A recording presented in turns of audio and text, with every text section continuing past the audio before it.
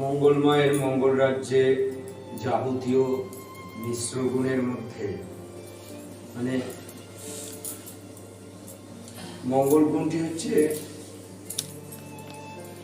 সব মিশ্র গুণ। এই মঙ্গল গুণের পরমপিতা সদা মঙ্গলময়, তিনি সৃষ্টিতে অমঙ্গল কিছু করেননি। আপাতত দৃষ্টিতে যা দেখতে পাই আমরা, কোন একটা আমার বিরুদ্ধাচরণ হলে সেটা আমরা মনে করি অমঙ্গল। তিনি আমরা অন্যায় করব, তার ফলস্বরূপ আমাদের ফল পোহাতে হয়। এখানে ফলটা কি, মানে বিপদ। আমি যে কার্য করছি সেই কার্যের ফলস্বরূপ আমার একটা বিপদ হলো।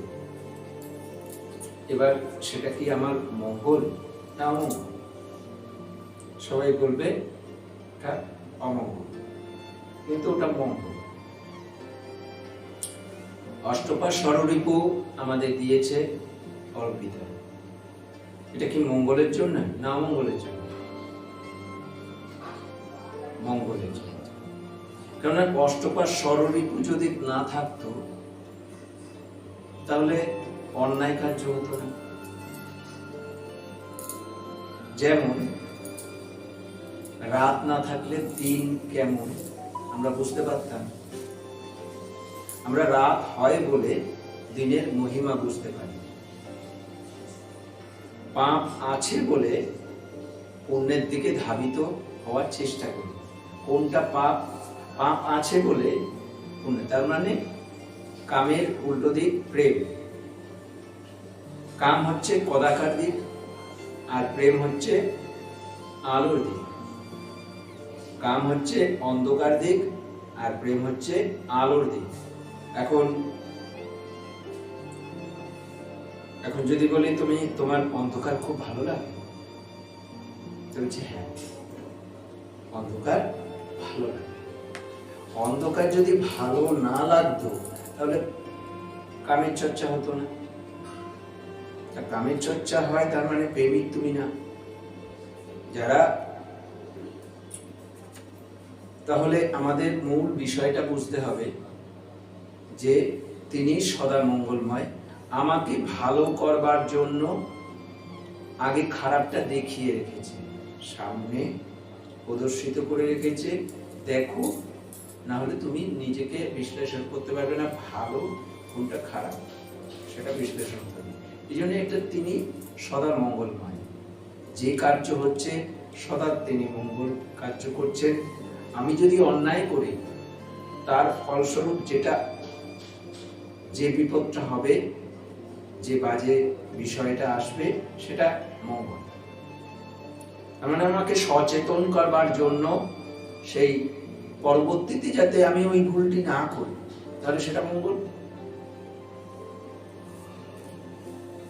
আমি দেখলাম না একটি গর্ত, সেখানে হোঁচট খেয়ে আমি পড়ে গেলাম, এটা মঙ্গল না অমঙ্গল?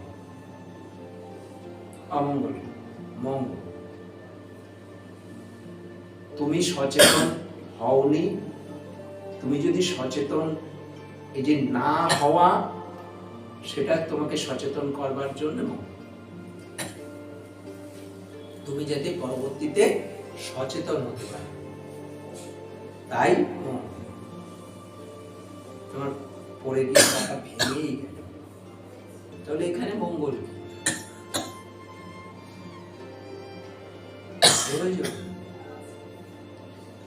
তুমি পা থাকতে মর্ম বোঝনি, তাই তোমার ওটা রাখা গেল, এটাই বহু কার্য মঙ্গল নানান ভাবে দেখা যায়। এখন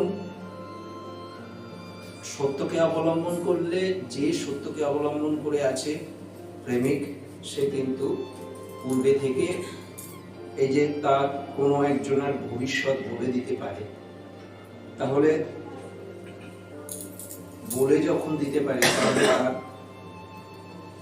দর্শন ক্ষমতা অনেকটা বেশি। তাহলে মঙ্গল সে তখন মঙ্গল বুঝে যাবে আগের থেকে।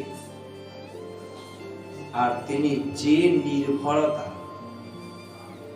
গুরুর প্রতি, পরমপিতার প্রতি সদা নির্ভরতা যে করে, সেই হচ্ছে প্রকৃতভাবে মঙ্গল বুঝতে পারা তার কাছে সহজ। পরমপিতা তিনি সদা জাগ্রত, তিনি যা সৃষ্টি করেছেন এই সৃষ্টিটাই হচ্ছে মঙ্গল। তার মানে সৃষ্টি লয় মানে ধ্বংস হচ্ছে, সেটাও মঙ্গল। ধ্বংস হয়ে যাচ্ছে, আরেকটি সৃষ্টি হচ্ছে। তা প্রতিটা জিনিসের যদি একভাবে চলতে থাকতো, পরিবর্তন যদি না হতো, ভালো লাগতো? ভালো লাগবে? কখন ভালো লাগবে? পরিবর্তন মঙ্গল, প্রতিটা মুহূর্তে পরিবর্তন হচ্ছে মঙ্গল। সে রূপই হোক, গুণী হোক, যাই হোক, সেটা হচ্ছে পরিবর্তন হতে থাকে। গুণেরও পরিবর্তন হয়। আজকে তোমার জ্ঞান অনুযায়ী গুণের পরিবর্তন। গুণ তো গুণ, তার কোনো নিজস্ব পরিবর্তন নেই, কিন্তু তোমার কাছে জ্ঞানের দ্বারা গুণ পরিবর্তন হতে থাকে। তুমি যত গভীরভাবে প্রবেশ করতে থাকবে গুণের, তার পরিবর্তন দেখতে থাকবে। পরিবর্তন বলতে তার রূপ সমাদৃত, রূপের বৈচিত্র্য তুমি আরো গভীর থেকে গভীরভাবে দেখতে শিখে যাবে। তাহলে প্রতিটা গুণের ভেতরে মঙ্গল নিহিত আছে। তাহলে মঙ্গল আমরা, আর যারা একটু বিচক্ষণ ব্যক্তি, সে ব্যক্তি বুঝতে পারে, অনুমান দ্বারা কিছুটা বুঝতে পারে যে হ্যাঁ, যুক্তি টুক্তি দিয়ে বুঝতে পারে যে হ্যাঁ। আর সাধারণ মানুষ বুঝতে পারে না মঙ্গলটা কি। পৃথিবীতে যাই আমরা দেখি না কেন অমঙ্গল, সেই অমঙ্গলের ভিতরে মঙ্গল নিহিত থাকে। বিশ্বঘড়ি মিশ্র খেলা মঙ্গল গুণেতে তার। পরমপিতার ইচ্ছায় এই বিশ্ব ব্রহ্মাণ্ড সৃষ্টি হয়েছে। তার খেলা, ভাঙা গড়া খেলা। এই যে খেলা শব্দটা ব্যবহার হয়েছে কেন? কেননা সৃষ্টি হচ্ছে আবার ধ্বংস হচ্ছে, স্থিতি হচ্ছে। স্থিতি বলতে আপাতত দৃষ্টিতে আমরা স্থিতি দেখি, কিন্তু সে কি স্থিতি? অনবরত সে কিন্তু পরিবর্তন হচ্ছে, অনবরত। আমরা দেখি স্থির হয়ে রয়েছে, কিন্তু সেটা স্থির না। আমরা বহু কিছু দেখো, একটা তুমি যখন ট্রেনের সামনে যাবে, যে সাউন্ড হয় সেটা বিকট সাউন্ড। তুমি এখান থেকে তো শুনতে পাচ্ছ। আচ্ছা, তুমি যত ছোট হবে, সাউন্ড যদি বড় হয়, তুমি কিন্তু শুনতে পারবে। আবার ছোট সাউন্ড তুমি যত বড়ই তোমার কান হোক, যত বড়ই তুমি শ্রবণ শক্তি হও না কেন, তুমি সেটা শুনতে পাবে। তুমি পিঁপড়ের আওয়াজ শুনতে পাও? শুনতে পাও না। তাহলে ব্রহ্মাণ্ডের যে শব্দগুলো হচ্ছে, বিকট আকার শব্দ হচ্ছে, সেই শব্দ তুমি শুনতে পাও?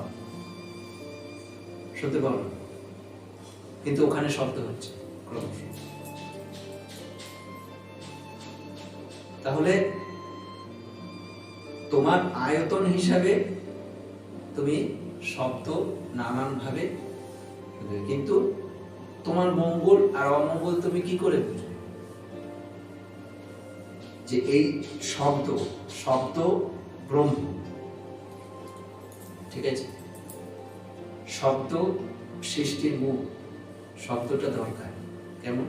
ব্রহ্ম থেকে শব্দটা তৈরি। নিচ্ছে, বায়ু থেকে সব কিছু নিচ্ছে। তাহলে প্রতিটি শব্দের বৈচিত্র্য আলাদা।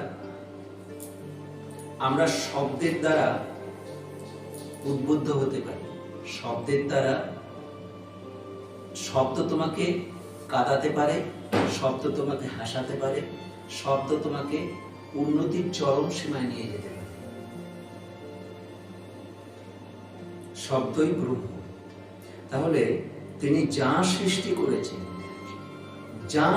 করেছেন সে শব্দই হোক তোমার মঙ্গলের জন্য।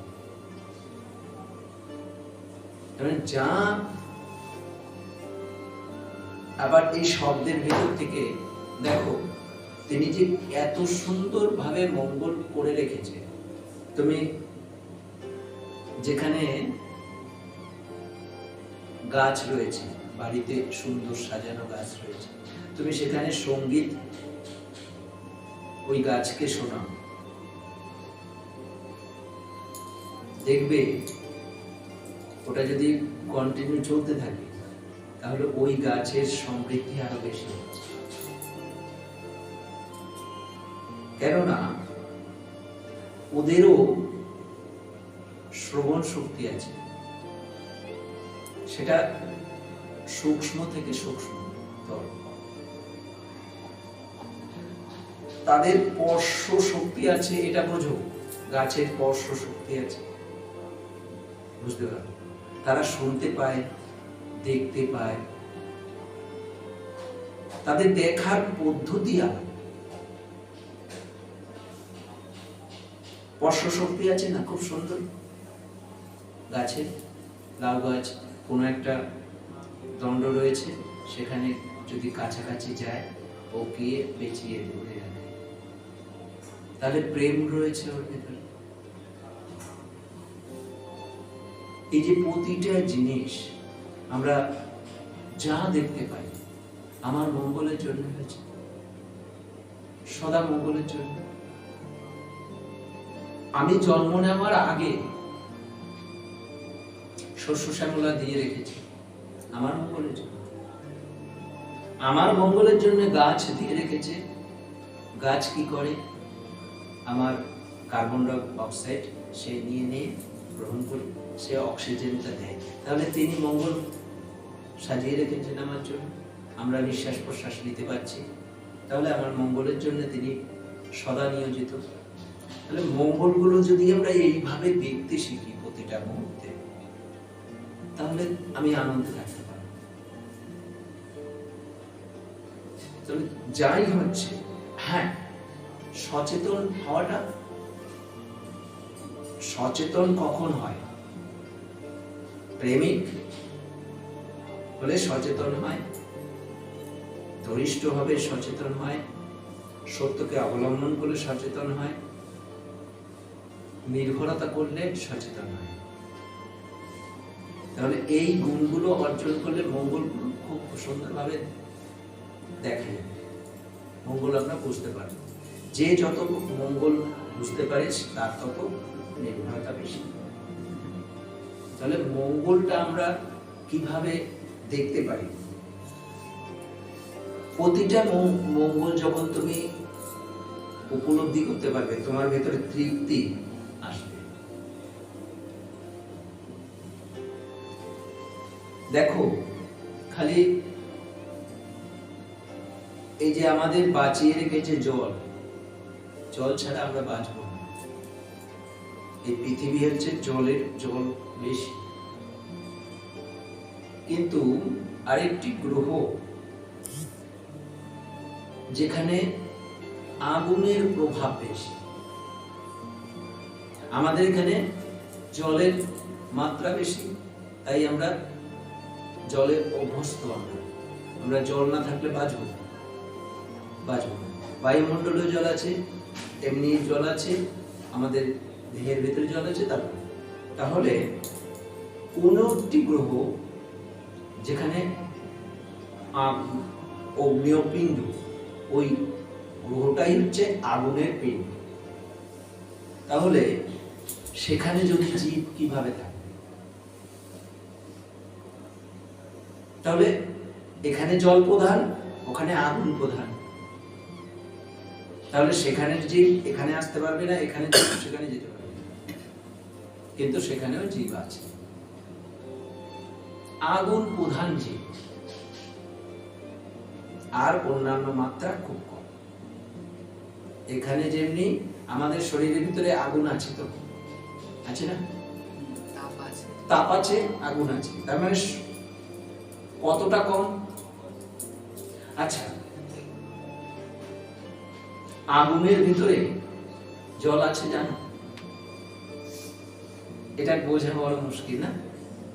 আগুনের ভেতরেও জল আছে। আচ্ছা, কিভাবে আছে? পরিমাণ সূক্ষ্ম ভাবে আছে। প্রথম সৃষ্টি হলো কিসের থেকে? তাপের, মানে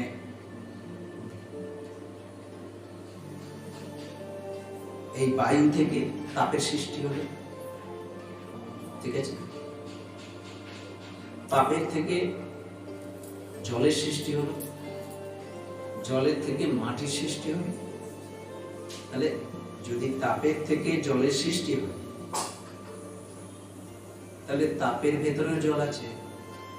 যেমন আমাদের জল প্রধান, আমাদের ভেতরেও তাপ আছে, পরিমাণ কম, তাই তো? তারপরে পঞ্চভূত দ্বারা এই সৃষ্টি। এবার এক এক জায়গায় এক এক রকম ভাবে রয়েছে। কোন একটা জায়গায় বায়ু বায়ু প্রধান,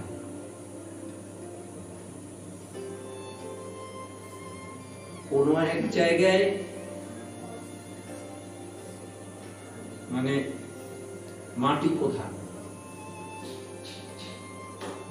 এবার মাটির ভেতরে নানান উপাদান রয়েছে। বহু গ্রহ আছে যেখানে আমরা দেখতে পাই না, দেখতে পাই, কিন্তু গ্রহের ভিতরে মাটি প্রধান না, সেটা অনেক গ্রহ আছে মাটি প্রধান।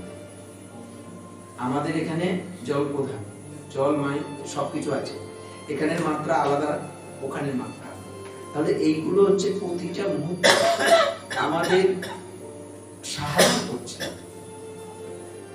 আজকে পৃথিবীতে যে এই জল তার কম বেশি মাত্রা হয়, এতে আমাদের এই বায়ুমণ্ডল চেঞ্জ হয় এবং শীত গরম এইগুলো পরিবর্তন হতে থাকে। তাহলে এর জন্য একটা চাঁদ দিয়ে, যার জন্য জোয়ার ভাটা হয়, তার মানে তার গতি ঠিক রাখার জন্য একটা জায়গা। তাহলে সেখানে মঙ্গল। আবার সূর্য যদি না থাকে, পৃথিবী এই জায়গা তৈরি হবে। তাপমাত্রা যদি না থাকে, তাহলে এই যে জায়গাগুলো সবকিছু মঙ্গলের জন্য তৈরি হয়েছে, সৃষ্টি মঙ্গলময়। এটা আগে নিজেকে সেই জায়গাটা তৈরি করে দিলে সুবিধা হবে। যে গুণ দর্শন করতে পারে সে মঙ্গল দর্শন করতে পারে, গুণটা মূল বিষয় বলে